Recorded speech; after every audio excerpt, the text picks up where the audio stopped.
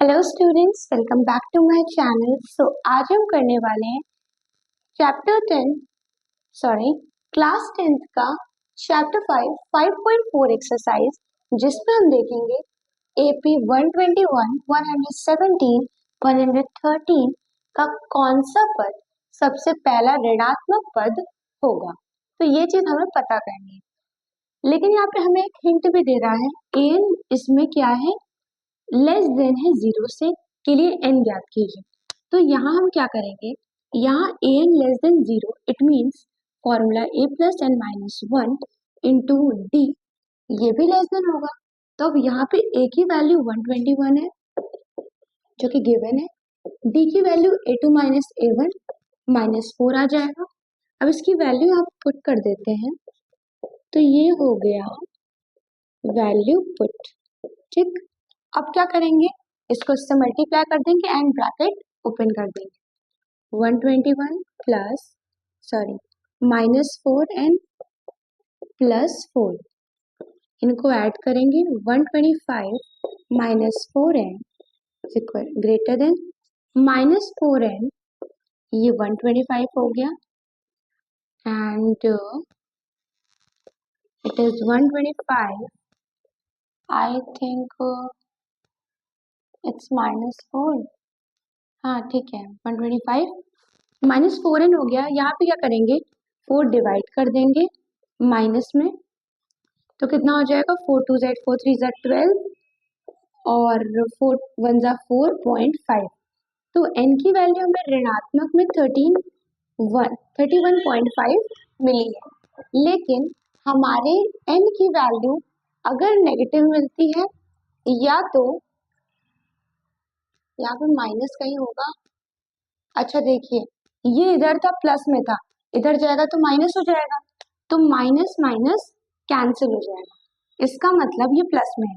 अब देखिए हमारे n की वैल्यू में क्या होता है कि n की वैल्यू या तो नेगेटिव होती है या तो डेसिमल वाली वैल्यू होती है, तो उसे कभी भी लिया नहीं जाता।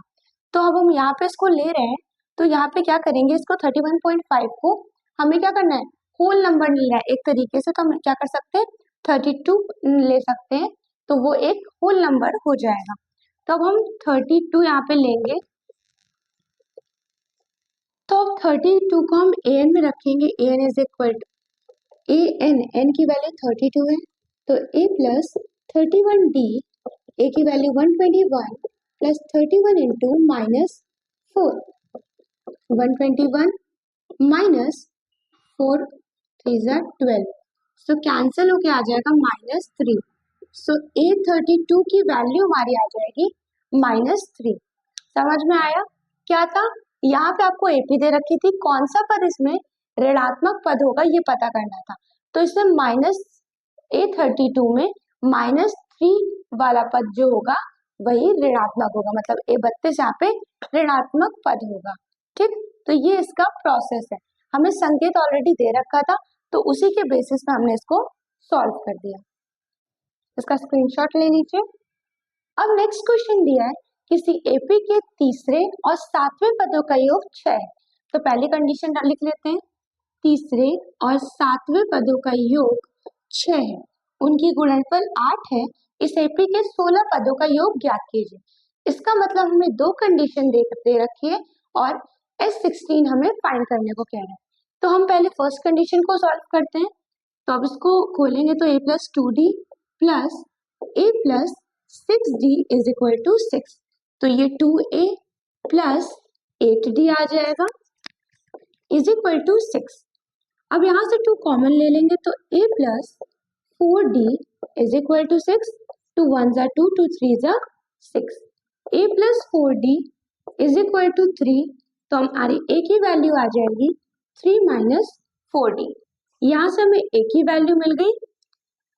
देखा हमने फर्स्ट कंडीशन से हमने a की वैल्यू निकाल ली। अब हम यहाँ पे क्या करेंगे, second condition, a3 into a7 is equal to 8, तो a plus 2d into a plus 6d is equal to 8 हो जाएगा।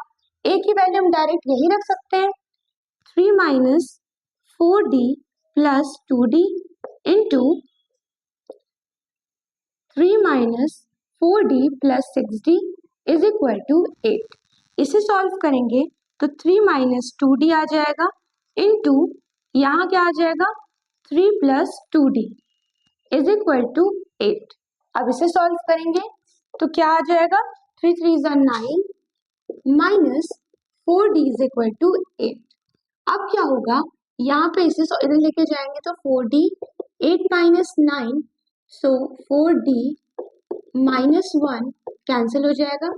d की वैल्यू आ गई हमारी 4। अब d का मान समीकरण 1 में रख देते हैं।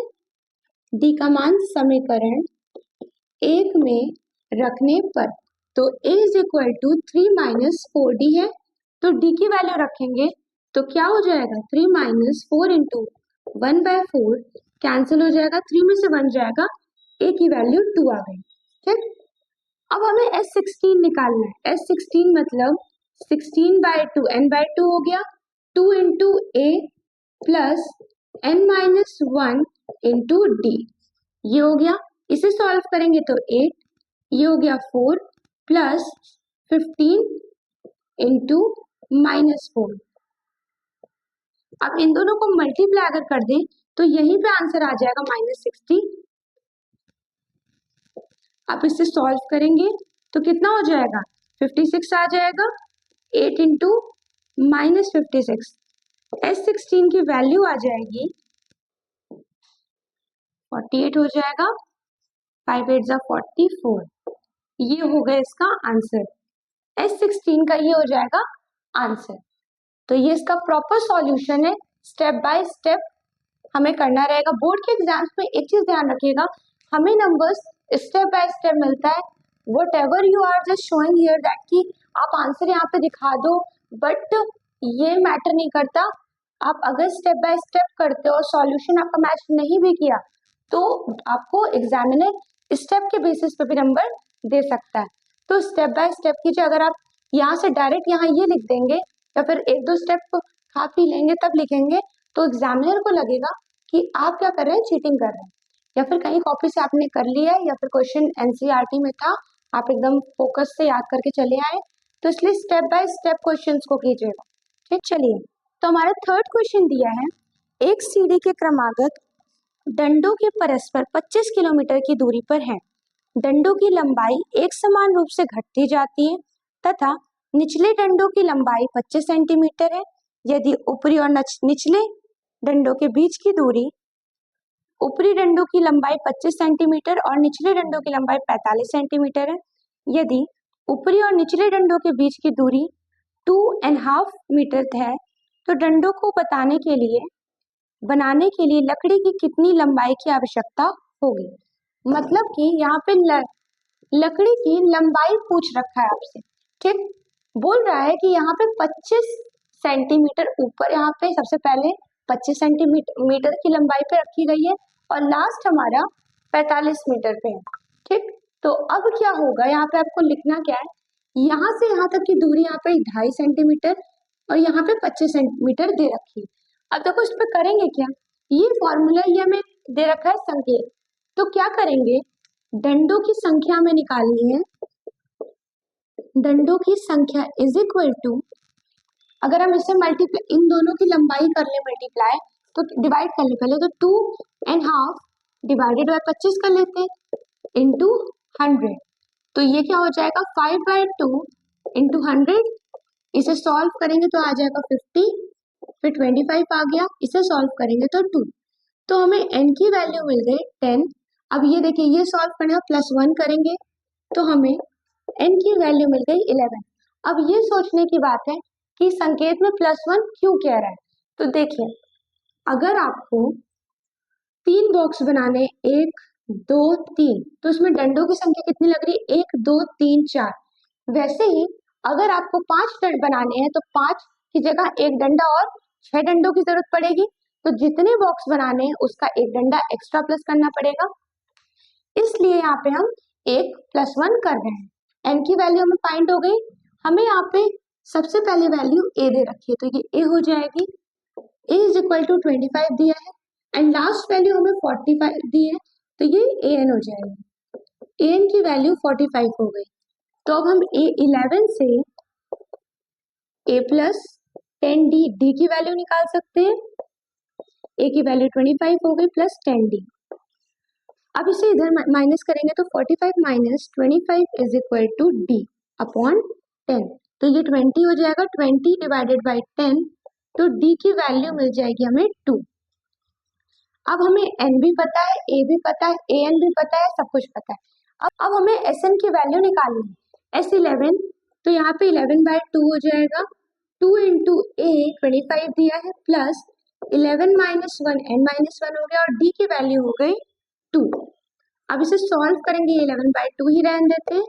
ये 50 प्लस 10 इंटू 2 20 हो गया, 11 बाई 2 इंटू 70 35 आ गया कैंसिल करने पे। अब 35 को 11 से मल्टीप्लाई कर देंगे तो हमें आंसर मिल जाएगा।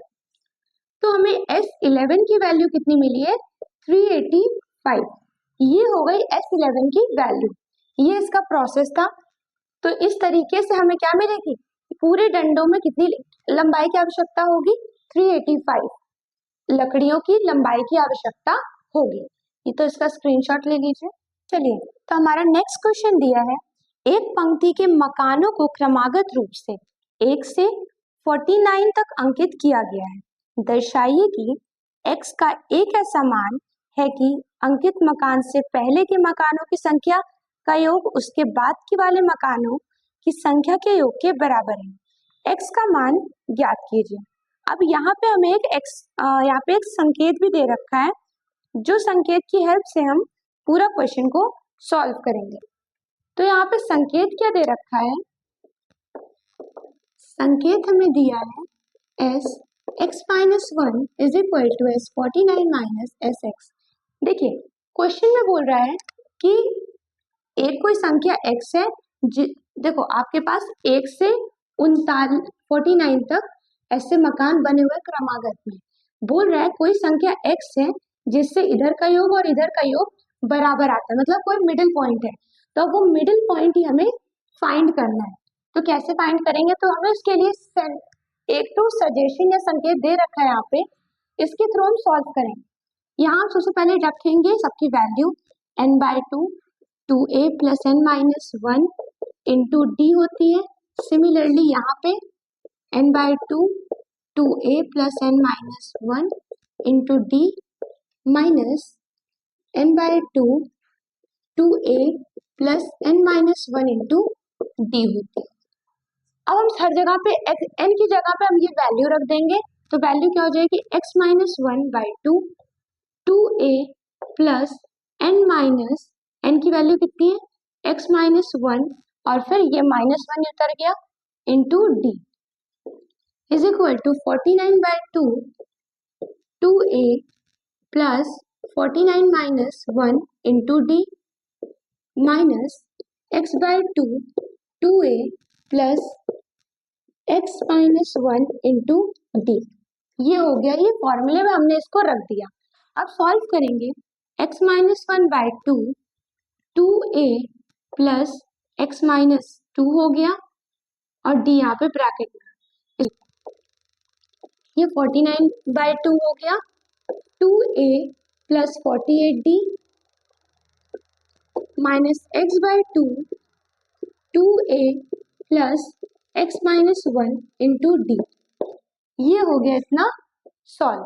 अब क्या करेंगे हम, इसमें एक गलती छोटी सी हो गई है कि देखिए यहाँ पे क्या हुआ था कि हमें 1 से 39 तक दिए हुए हैं, 49 तक दिया हुआ है, तो उसमें इसका मतलब पहला जो घर होगा वो 1 होगा, फिर 2 होगा, फिर 3 होगा। इसका मतलब हमें a की वैल्यू भी दे रखी है, तो a की वैल्यू की जगह हम 1 रख सकते हैं और d की वैल्यू 1 2 3 4 ऐसे करके आया, तो 2 माइनस 1 तो 1 ही आएगा। तो हमें d की वैल्यू भी 1 दे रखी है, इसका मतलब a की वैल्यू और d की वैल्यू 1 ही है। तो यहाँ पे क्या हो गया, ये हो गया। अब इसको सॉल्व करेंगे तो 2 आ जाएगा एंड ये ऐसे सॉल्व होके ये बन जाएगा, ठीक। और ये सॉल्व होके 2, ये 48 बन जाएगा, ये भी 2 और ये ब्रैकेट हट जाएगा, ये d। ये हो गया। अब हम इसको सॉल्व करेंगे तो x माइनस 1/2 अभी प्लस और माइनस कैंसिल हो जाएगा तो इंटू एक्स हो गया इज इक्वल टू 49/2 इंटू 50। ये कैंसिल कर देंगे तो 25 आ गया माइनस x/2, 2 में से 1 गया 1 तो आ गया 1 प्लस एक्स। ये हो गया यहाँ पे वैल्यू। अब इसे सॉल्व करेंगे, क्या करेंगे इसे कैंसिल कर देते हैं, ये 25 हो गया। अब यहाँ मल्टीप्लाई करेंगे x square minus x by 2 is equal to, इसे मल्टीप्लाई करेंगे तो 1225 आ गया माइनस इधर करेंगे x by 2 plus x square by 2 हो गया। तो क्या होगा, यहाँ पे अब इनको इधर लेके जाते हैं, x square minus x by 2 plus x by 2 minus x square by 2। इसका एलसीएम ले लें अगर तो x square minus x plus x minus x square आ गया। ठीक, ये माइनस था तो माइनस खुला था तो ये माइनस हो गया था, ये भी माइनस हो गया था तो इधर आके ये प्लस हो जाएगा। ठीक, तो ये क्या हो जाएगा, ये तो कैंसिल हो जाएगा, ये 2x स्क्वायर हो जाएगा, 2 से 2 कैंसिल हो जाएगा तो एक्स स्क्वायर बचेगा। तो हमें यहाँ पे वैल्यू मिल रही है 1225। 1225 का जब हम निकालेंगे स्क्वायर तो हमें वैल्यू मिलेगी 35। x की वैल्यू क्या मिलेगी, 35 वैल्यू मिलेगी। अब वर्गमूल निकालना तो आई थिंक आप लोग को नहीं बताना चाहिए, बट कुछ क्वेश्चंस में मैंने बताया भी है। तो ये हो गया हमारा वैल्यू। इस तरीके से ये क्वेश्चंस को करेंगे। अब जो 35 में मिडिल पॉइंट होगा, अब इसके इधर साइड और इधर साइड के जितने भी होंगे उनका योग करेंगे तो वो दोनों इक्वल होगा। तो ये इसका पूरा प्रॉपर प्रोसेस था।